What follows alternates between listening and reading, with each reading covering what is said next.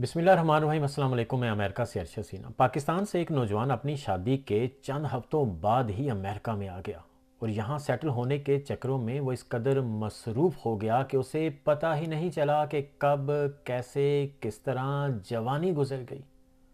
और सिर्फ उसकी जवानी ही नहीं गुजरी, उसकी बीवी की जवानी भी ना रही। और यहाँ तक ही नहीं, उन्होंने अपना जवान बेटा भी खो दिया।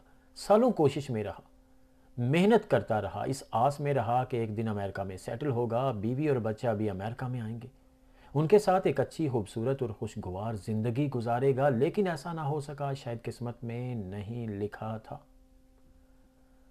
इस दौरानिए में वो ना तो सेटल हो सका और ना ही एक बार भी पाकिस्तान गया,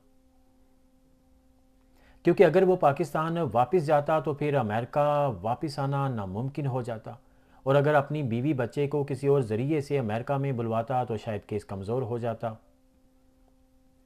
इसी शक में और इसी आस में उसने सालों के साल गुजार दिए।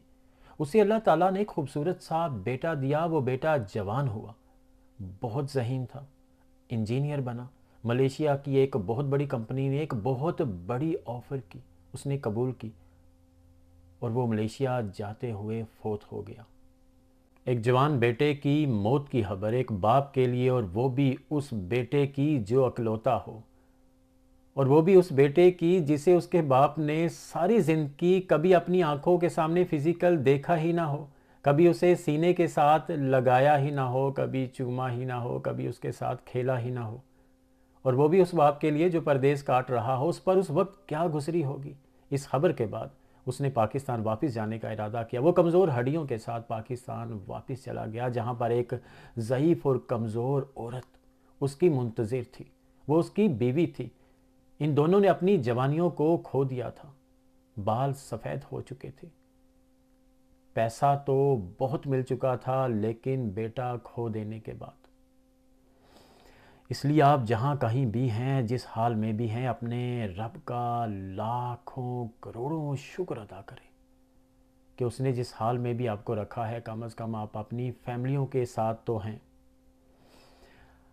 अपना बहुत सारा ख्याल रखिएगा और अपने आसपास इर्द गिर्द जुड़े हुए सभी लोगों का भी, अपने माँ बाप का, बीवी बच्चे का, बहन भाइयों का, अजीज़ों कारब का, हमसायों का, और गरीबों, यतीमों, मस्कीनों और बुज़ुर्गों का भी, और कभी कभी परदेसियों के लिए दुआ कर दीजिए, क्योंकि परदेसी सब कुछ हासिल कर लेते हैं सब कुछ खो देने के बाद। जज़ाकल्लाह।